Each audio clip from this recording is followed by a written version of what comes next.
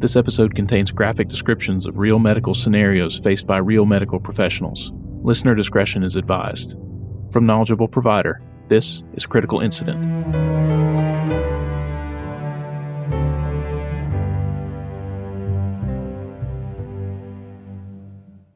Back with Dr. Todd Oyen. This is your opportunity to tell us some war stories. I do the section of the podcast called Critical Incident where I just sort of tell tales from my own career, and I love the idea of sharing other people's stories as well. So I subscribe to the theory of not asking people to relive their traumatic things. I've talked about that on the podcast before, but if there is anything that you would like to share, I would love to hear it. Well, being in EMS, we always have stories, and we definitely like to talk about them. All of us in EMS get asked about what's the worst thing you've seen and all that, and I don't try to get into that too much because none of us like reliving that. But I've had several positive and a few humorous, but this one really sticks with me, and I think this is a kind of a humorous story, but also has a good message about learning CPR. When I first became a paramedic, I was like all gung-ho because all the cool paramedic-y things we could do. And nowadays we're finding out that in most cardiac arrest situations, at least during the cardiac arrest, CPR and defibrillation, that's where it's at. And if you're not doing those two things well, nothing else will matter.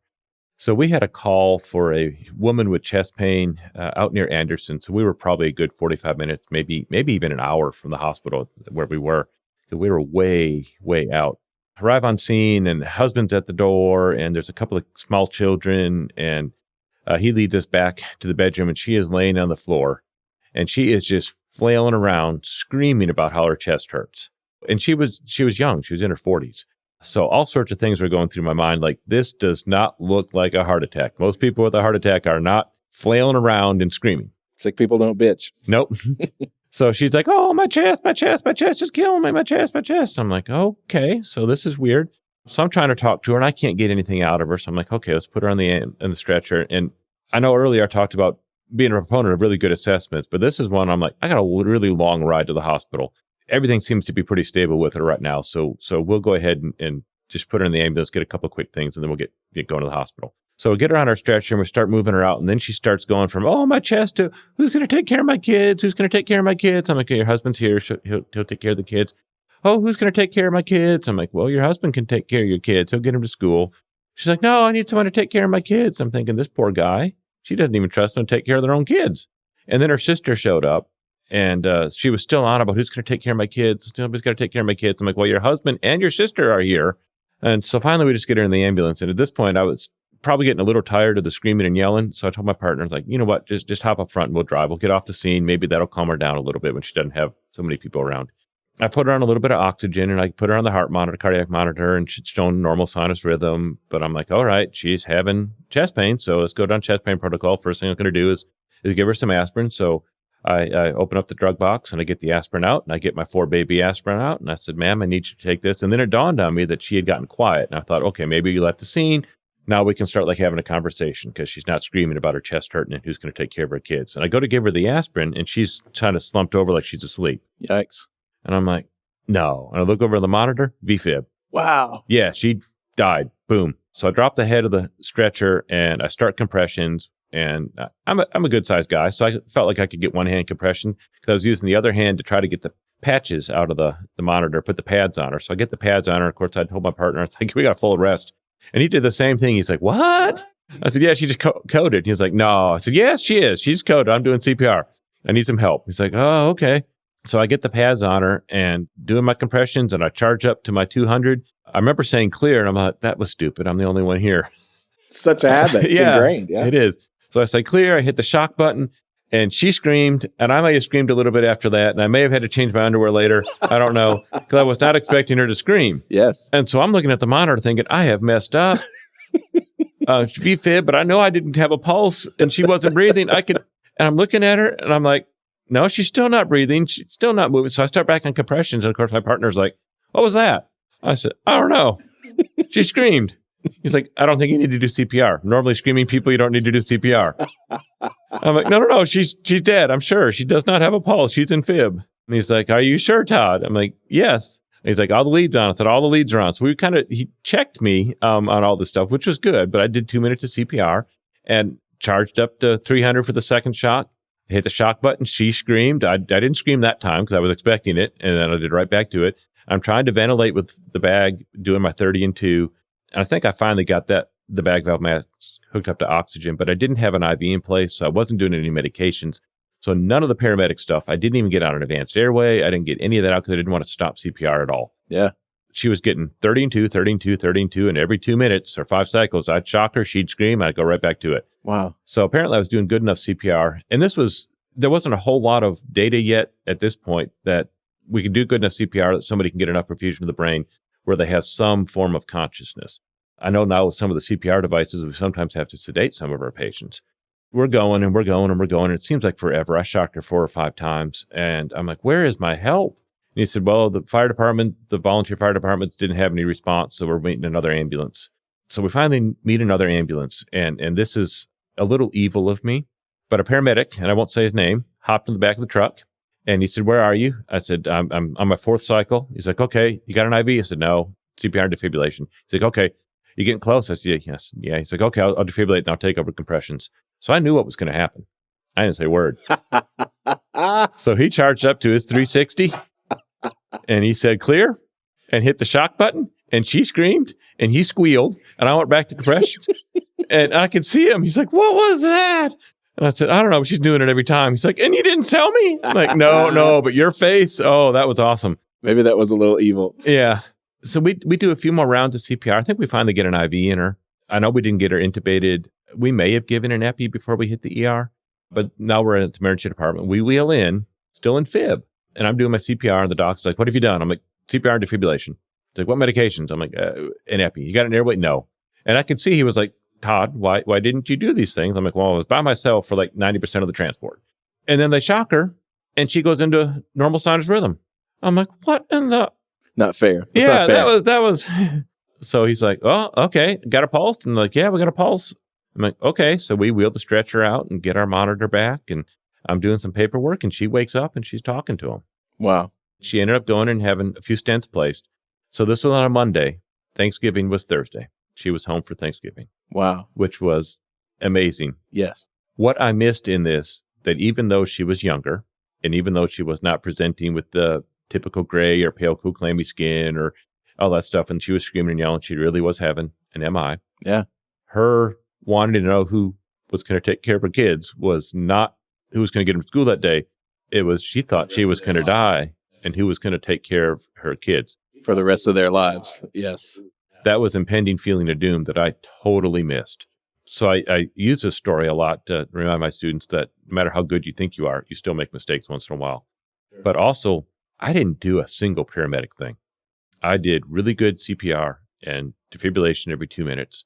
But I think it was the CPR that kept that brain going. So when we were at the hospital 30 minutes later, she was able to wake up. And she went home and enjoyed at least one more Thanksgiving and probably many more Thanksgivings and birthdays and Christmases with their friends and family. Amazing. It's one of my coolest safe stories. I share that a lot with CPR classes as the reason why CPR is so important. And even though you think it's such a simple skill, we teach it to the public. It's not really an ENT paramedic worthy type skill. No, it is the backbone of it. And something as simple as that will save a life. Yes, absolutely. And I'm glad the thinking on that has kind of changed. Yes. Over the years. Because I remember, earlier in my career, it was like, you can do CPR all you want. She needs this epinephrine. That's what's going to save her, And I'm glad we've evolved on that. Yes. Yeah. Yes. We've gotten better. And great job, man. Wow. I don't know about that. I was just doing the only thing I could. Sure. Unfortunately, the hospital was not too far from the house, so I could go change some underwear. Oh, and that doctor was like, all I had to do is shock her one time. What are you doing out there? Well, they were pretty used to me coming in with like everything done. Mm. And now I had like nothing done. Or I saw that in like both the nurses that were in there and the doctors that this is just not like Todd. And it normally wouldn't be, but I kind of had my hands full. All you can do is all you can do. Yep. I had the experience one time it was in the ER at ECM. I don't remember if I was working or if I was a student, but one time this guy coded and we would do compressions and he would start fighting us and we would stop. And just like you're saying, still didn't have a pulse, still in compressions, and he'd start fighting us. Trippy. I've seen it a few more now with I don't want to say brand name, but with the CPR devices, we tend to see it a little bit more. I don't think the CPR devices do CPR any better if somebody's doing good CPR. I think a lot of times we get lax on the CPR, but we see it with that occasionally, almost to the point where we have to sedate them. I can't imagine being conscious and having that thing pounding on my chest. Yeah, well, you see them open their eyes and look around, and I can only think or imagine what terror that must be. Right. Absolutely. I got one more CPR story that was a good one. Again, it was basic. We got called early in the morning for a woman that had collapsed, and we get there, and it was a lone firefighter. And as we were walking into the back, all I hear is "Woo," and then shock. About the time we walked in, he hit the shock button. So then we started one more round of CPR, and I look over, get her on my monitor, and she's in a sinus rhythm, and she starts fluttering her eyes. So she opens up her eyes, and she's talking to us. We get her in the stretcher and take her to the hospital. Of course, then I get to do my paramedic-y things, like start an IV, but we don't give medicines like we used to. It's not like, every time somebody had an MI or whatever, we used to give lidocaine, and I'm like, well, we don't do that. I got fluids going. Oxygen's good. So, okay. She was 99 and 362 days old. So just shy of her 100th birthday. And she said, I told them that I was not going to die till I reached my 100th birthday. And we're like, well, yes, ma'am. Mission accomplished. She did. So she went back home. They had a big party for her 100th and then died about 3 days later because I ran her again. You ran her again? I ran her again. This time we did not get her back. But she was not going to die, so she made that 100th birthday. I got chills over here. Wow. Yeah. It's kind of, it was one of those weird ones. That's a good ghost story. That's very weird. Good one to tell near Halloween. Sure. I do have a Halloween story. I was filling in for dispatch, which I do not like to do because things go bad when I do that. But took a call, talked to a woman that had been involved in a wreck. She had ran off the side of the road, apparently hit something in the ditch, didn't know exactly what happened, but she just needed help. She kept asking for help. Just send help. I'm like, we have help on the way. Ambulance crew, fire department, police all got there about the same time. The crew called back a couple minutes later, said they were back in service. It was a DOA. I'm like, it was a DOA? I was just talking to her. So I'm like, oh, she must have been bad. So they come back and they're like, so who were you talking to? Said the name. They're like, really? I'm like, yeah. Did she say she was ejected? I'm like, no, she said she was in a wreck. She's like, well, she was about 20 feet outside of the car. I'm like, okay. Her phone was in the car. I'm like, oh, yeah, that was weird. That's very weird. Single vehicle wreck. She was ejected. They found the cell phone in the car. And she was dead. And she was dead. So don't know who I talked to. The police want to know that, but they never found out if there was somebody else on scene or what. Is there a chance she made the phone call, then walked 20 feet from the car and died? Not from what the crew said by the angle of her neck. Okay. Yeah. Crazy. It is. That's one of the, people ask me a lot of times, what's your craziest call? That one goes up on the list. It's pretty crazy. Yeah. I'm going to tell that story and pretend it happened to me. Okay. That's a good one. I think one of my just flat out craziest calls, we got dispatched straight line of road, county road. There was some woods and a creek, probably about 15, 20 feet off to the side, and a car about 10 feet up in the trees. And we're like, this is a straight stretch. There's no embankment. There's no hill. How in the world? And the driver didn't know. Somebody drove by and saw the headlights up there and called 911, and we get there, and he's like, I don't know how I ended up here. We had to get the fire department with ladders to go up there and check to see if there's anybody in it, and then to get him out. Wow. Yeah. I figure some sort of spaceship alien pulled him up. That has to be it. Yeah, that has to be it. Just weird things I never in my career would have thought of. I ran a call one night where it was somebody in it was like a little Porsche, like a little fancy sports car, way out in the back road in Lauderdale County somewhere, and just horrible wreck. Like the car's like a Coke can all crushed up, and they're both thrown out and they're both dead, and the building next to it's on fire. It's just a horrible disaster. But looking up, you could look up on the power pole, like at the very top of a full power pole where the lines are, you could see where this car had hit that power pole up there. Oh my goodness. It was like, same thing. You're just standing there going like, how did this happen? Like, how fast must you have been going? Like, you're seeing it, but it's hard to understand. Like, how did that happen? Yeah. Wish we had dash cams and seen some of that. Sure. Yeah. I have a dash cam in my car. After running around the ambulances for so long with those, I'm like, I like that. I'm getting one. What else you got? This is fun. Being from Wisconsin, we speak a little bit differently than people down here. And it was not long after I had moved to the Shoals area. We ran a call for a woman that was unresponsive. And we come in and she's laying in the kitchen. So I go in and, check. She's got a pulse. She's breathing. Okay, got that. And I'm talking to the family about what happened. They're like, oh, she just passed out. I'm like, okay, does she have any medical problems? They were like, she's got sugar. I'm like, okay, sugar. That's an odd answer. So I'm keep doing my little assessment thing. And I'm like, I wonder how I can reword that. I'm like, does she see a doctor for anything? Yeah, she's got sugar. Okay. And I'm trying not to get too angry. And I'm like, does she take medications for anything? And they're like, she takes medication for the sugar she has. And I look at him, I said, I don't give a crap that she's got sugar in the kitchen. I need to know if she's got any medical problems that I can take care of. And that's my partner tapped me and said, she's a diabetic. I'm like, how'd you know that? He's like, that's what having sugar means. I'm like, okay. That is hysterical. And those people were probably like, How stupid is this yeah, how guy? stupid- I love that. My other communication one that was humorous. So we were the second ambulance in downtown Athens or near downtown Athens for a 2-car wreck. And I get there and I go up to the crew, the first crew that was there. And I said, where do you need me? What do you need? And they point over to a guy standing on the side of the road by one of the cars. And I said, I can't understand him. Can you go check him out? So I go over and I'm talking to him and he doesn't speak any English. And I don't speak any of whatever he was speaking. Sounded some sort of Spanish to me, but other than hola, I don't really speak it. And I know that's a weakness of mine that I need to improve on one of these days. So I'm like, I don't know, but he was indicating that his belly was hurting.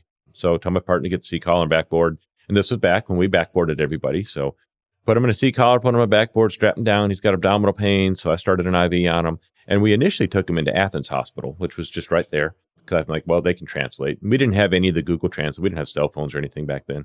And the translator there spoke a different dialect. And that's the first I'd really heard of all these different dialects. And apparently one dialect does not communicate with another dialect sometimes, even though it's all the same language. Kind of like somebody from Wisconsin coming down to Alabama and talking about sugar. Kind of the same thing. Yep, you got it. So the ER doc was like, well, if he's got abdominal pain, we can't really handle that here. And it was getting worse and he was starting to look a little sweaty and we can't communicate with him. So we arranged a transfer over to Huntsville. So I woo over to Huntsville Hospital, which was kind of the trauma center. So I'm giving him this fluid because his belly keeps getting worse and he's looking paler and he's looking sweatier. And I'm thinking he's crashing, even though his pressure's doing just fine. His heart rate's up a little bit. So we rush into trauma 2 and in the bay, and I gave my quick report, and then I step out. And just a few minutes later, they come out, and we'd gotten our stretcher back together. And they're like, did you bring him in? I said, yes. Did you talk to him at all? I said, well, I didn't understand anything he said. I tried. All I know is he's abdominal pain. He was in a wreck. And they're like, he was not in the wreck. He saw the wreck. He wanted to tell the cop which car ran the stop sign. He really needs to pee. I'm like, I bet after a couple of liters of fluid. I bet. And being strapped to a board. That was actually very kind of him to go along with that and not pee all over everybody. Yes. Wow. So this poor gentleman had a heck of a story to tell his whoever when he got home. He sure did. That he was trying to be a good person and talk to the cops about what happened. And then these 2 guys showed up and tied him down to a board and put needles in him and wouldn't let him go to the bathroom. And then took him to another city. You think anybody believed him? They're probably like, yeah, right. Yeah, I bet that's the last time he ever tried to get involved and help in a situation. Yeah, no, yeah, he's done with that. No more good Samaritan. That's hysterical. Wow. I wonder if his insurance paid for that. Acute urinary retention? I'm sure that's Sure, an ICD code. Yeah, sure. Secondary to witnessing a wreck? I don't know. Wow. So those are some of the more humorous stories. I'm sure there's a whole host of them up there somewhere in my brain, but it's usually, we're talking to class, we'll talk about a topic and something will come to mind then. Right. But when people ask me, those are usually the stories I go back to because they're not bad. Right. And they're kind of humorous. Sure. Yeah, I'm not very good at remembering the humorous ones. I always just remember the awful ones that I don't want to talk about, Yeah. So I really am stealing one of those. Go for it. Andrew is always telling me, just make up something, put it in your back pocket and tell that when people ask you.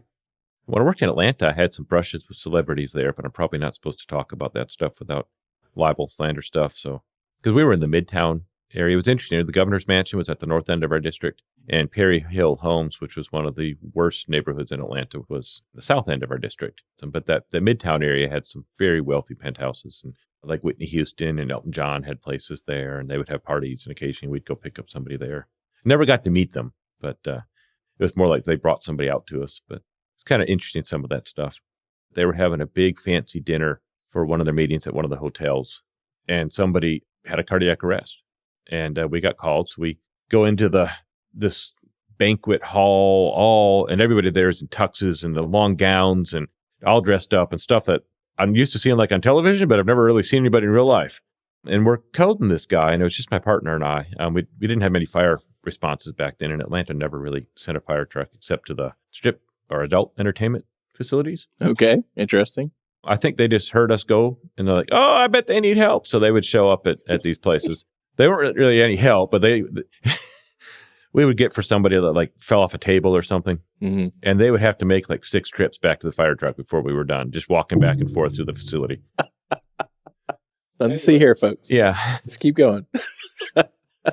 So anyways, just my partner and I coding this guy. And, just 2 of us running a code, that's a lot. And we're trying to do CPR and get on the monitor, and I defibrillated a time or 2. And I was trying to figure out a good time that he would be stable enough for us to stop CPR long enough to get him on the board, to get him on the stretcher. And then once we do that, how are we going to get him out of here? And it's not like anybody around was offering to help any. They were all too busy, in many cases, still eating.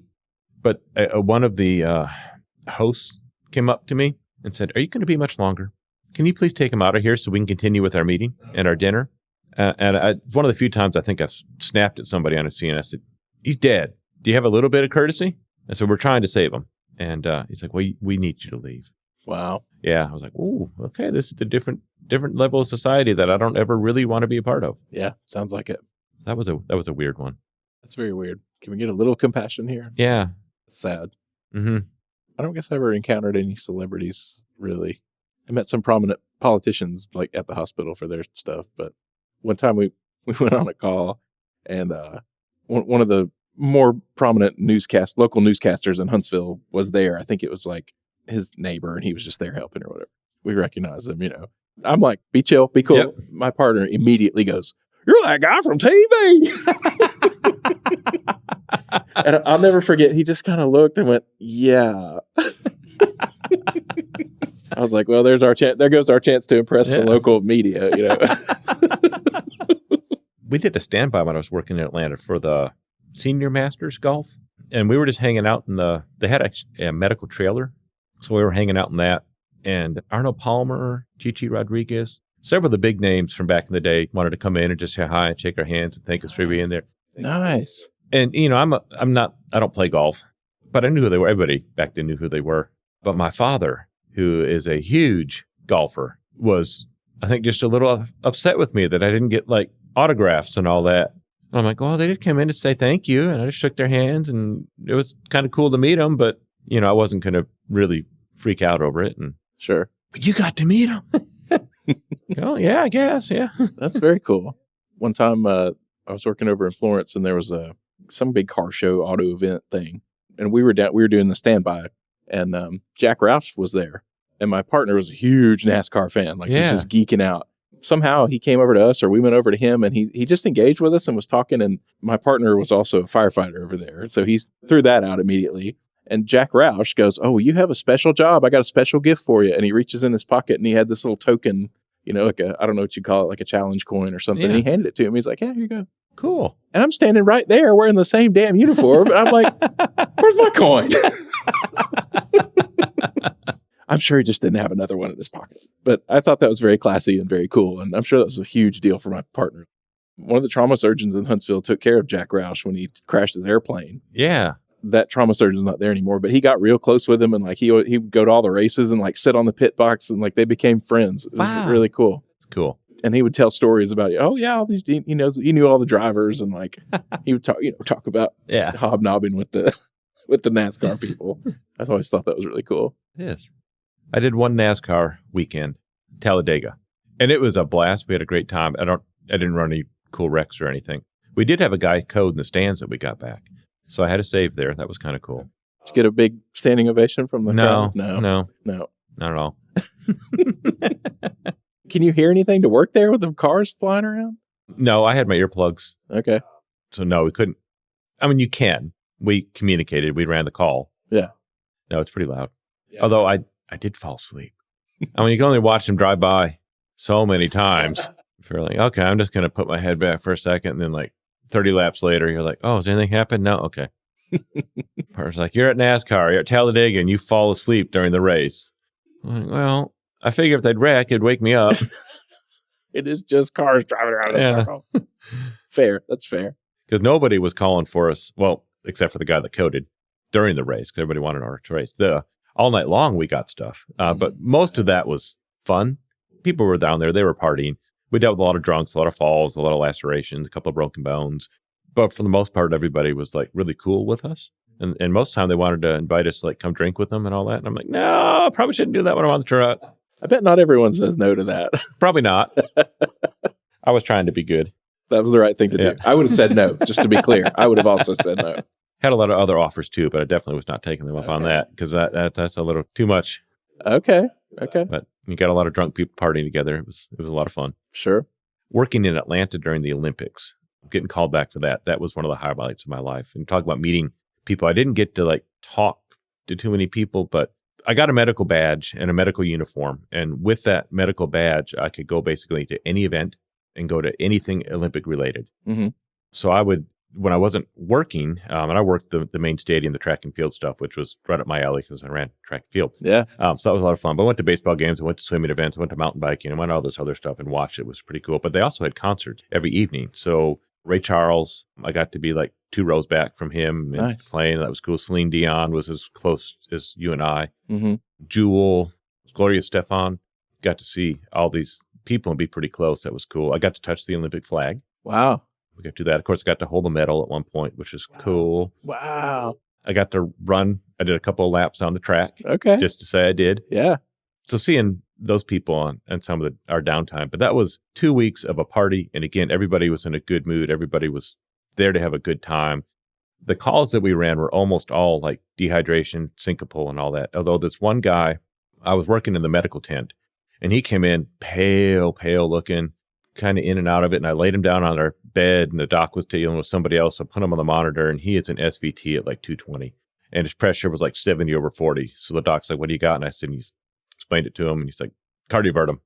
So I pull out the paddles, because we had paddles back then. 100 joules, shocked him. And of course, he made some noises, moaned and all that, but it worked. We went right back into normal sinus rhythm.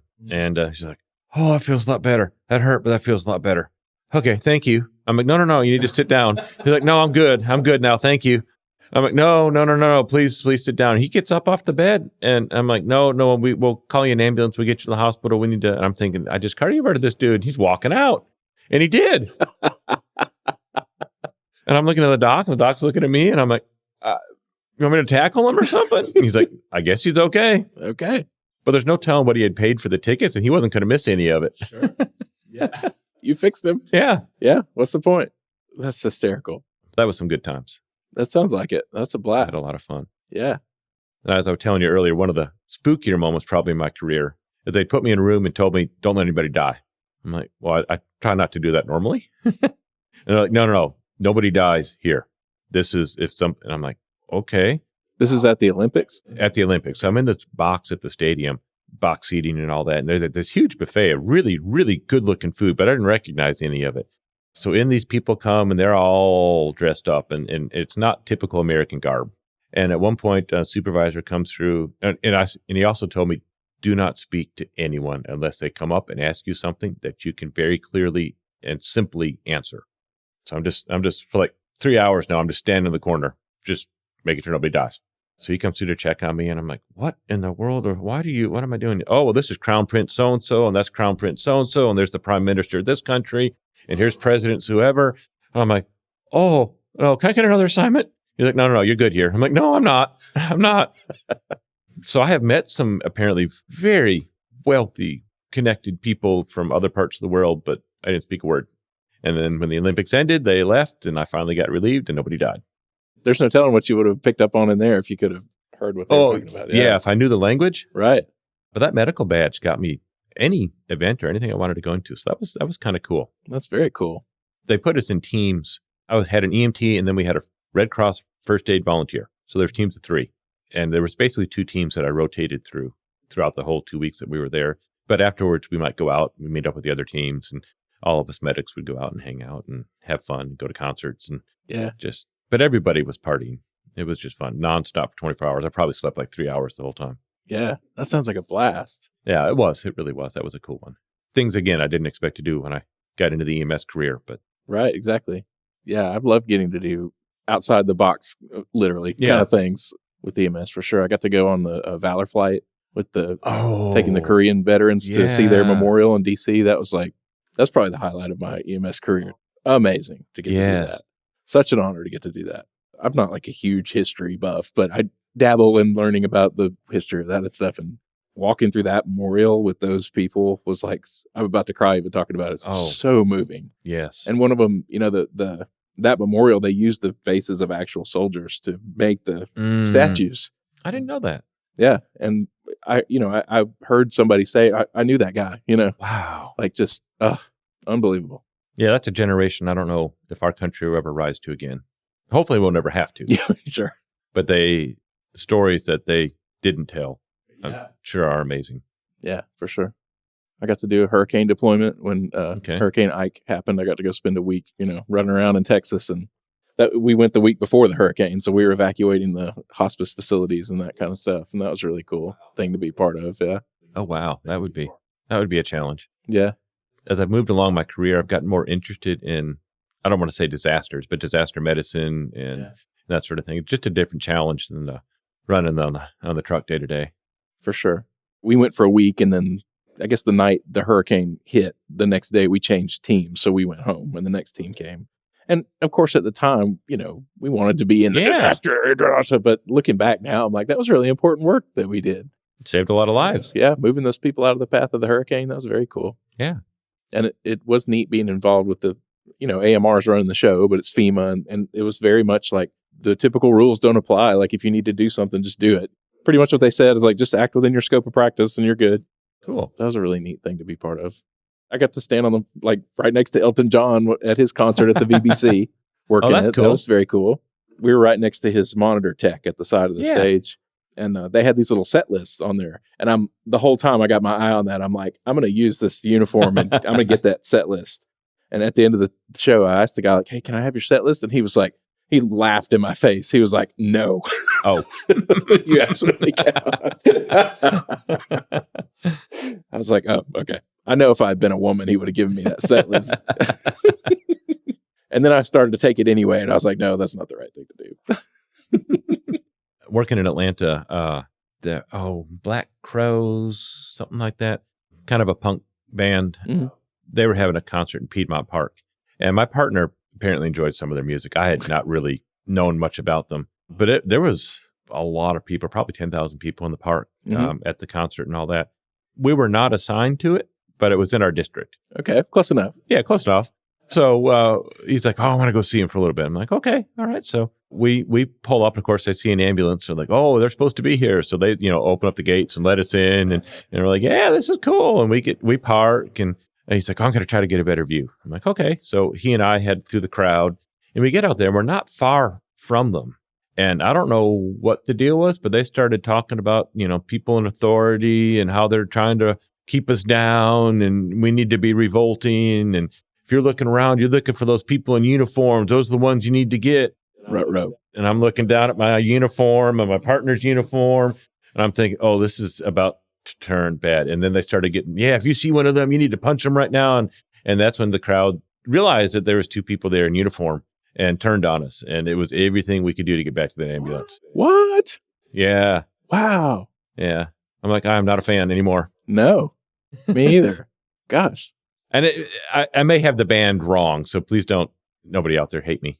I want to say that's what it was, but I'm not 100% on that now because by the end of it, I was just like, I just need to get out of here. Yeah. Wow. That's scary. Yeah. Black Crows are, says she talks to angels. Oh, maybe it wasn't them. Call her out by her name. I'm seeing them with Aerosmith later this year. I'm going to go throw something at them for you. No. Hey. I don't know. It seems like most of the stuff we do is just sort of day to day. I know our day to days can be very unusual for the average person, but for those of us in EMS, it's just day to day. Absolutely. I got to meet a person that went out with Dolly Parton's sister. Okay.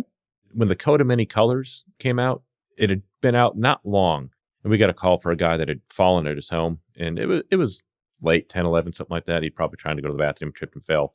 But he obviously had a fractured femur. And I thought, you know what, I'm going to try to be nice to this guy. So I started the IV. We didn't have fentanyl at the time. We had just had morphine. I thought, this is going to really hurt when we start to move him. So I'm going to morphine him up. And then we'll go ahead and splint it and all that. And gave him the morphine. And I'm just kind of waiting gave it about 5-10 minutes for it to kick in. And so I'm talking to him, and we got talking. He's like, have you seen that Coat of Many Colors? I said, yeah. He's like, Dolly Parton. I said, I really like her. He's like, I do too. Really liked her sister. I'm like, her sister? He's like, yeah, we dated for a few months back in. I'm like, you dated Dolly Parton's sister? Can you tell me all about? And he went on to say that, the movie was pretty accurate for what he recalled. So that was a brush with fame. Yeah. 3 degrees of separation. Yeah. I'm like, do you still know his sister? Can you talk to her again? Can you get an autograph? No luck. What can you do? Yep.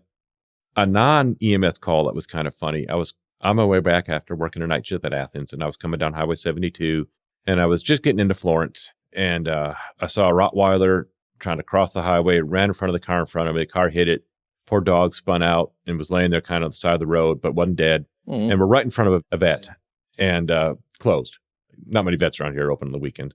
So he had pulled over, and I don't know why, but I pulled over because I don't know what I was going to do with a dog. And I know about Rottweilers because they're big and they're strong and they can have a bite.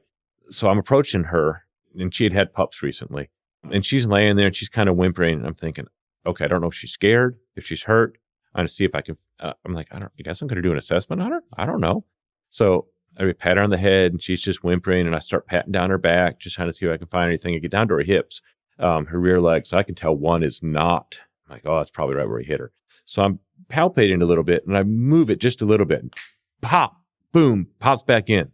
And she jumps up, stands up, and then takes off. Wow. And the guy was looking at me like, oh, that was so Dr. cool. Doolittle happened to show up. I'm like, yeah, well, it's not that much different than a person. The hip was out of place. I just put that back in. She should be okay now. I'm like, I have no idea what just happened, but she ran away, so she's okay. That's amazing. Wilderness medicine for the win. Yeah. I love that. I had a 14-year-old full arrest. Ugh. Yeah. So this is human, right? Not dog. Well, what we thought. That's not what I was expecting you to say. We come in and we're met by the door by this old lady who's just tears and distraught. So you're already like, oh, her granddaughter. And so I'm like, so where is she? Oh, she's here in the living room. And she leads us in there. And there's her poodle. I'm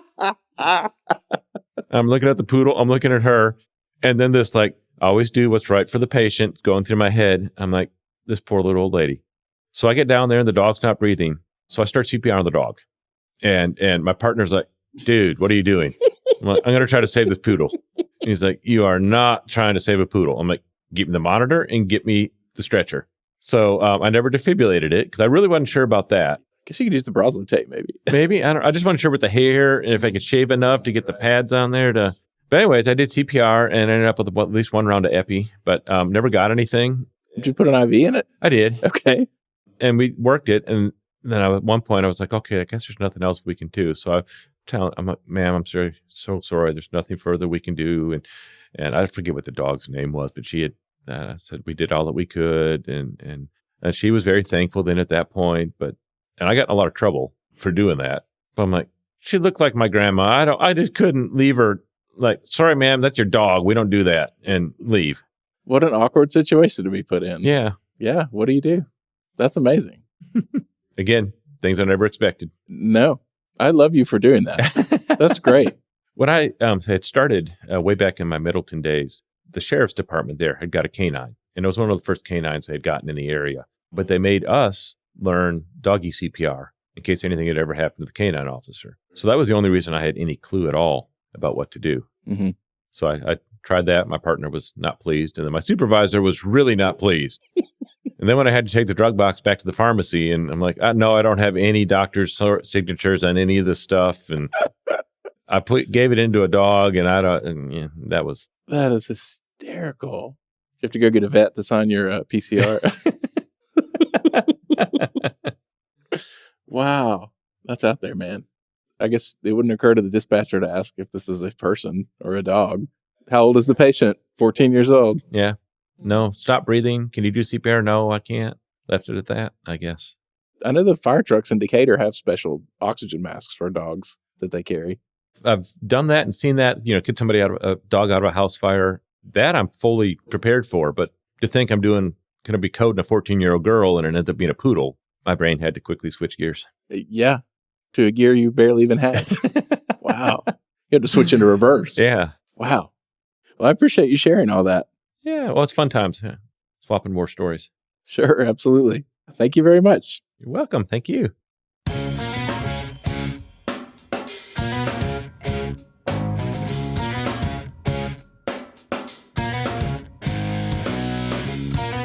I would love to share your critical incident on the podcast. If you have a story you want to tell, send it to me by email at thekppod@gmail.com. That's thekppod@gmail.com. You can send it in writing and I'll read the story. You can make a high-quality recording of yourself telling the story and I'll play that. Or I can interview you about it, either remotely or in person.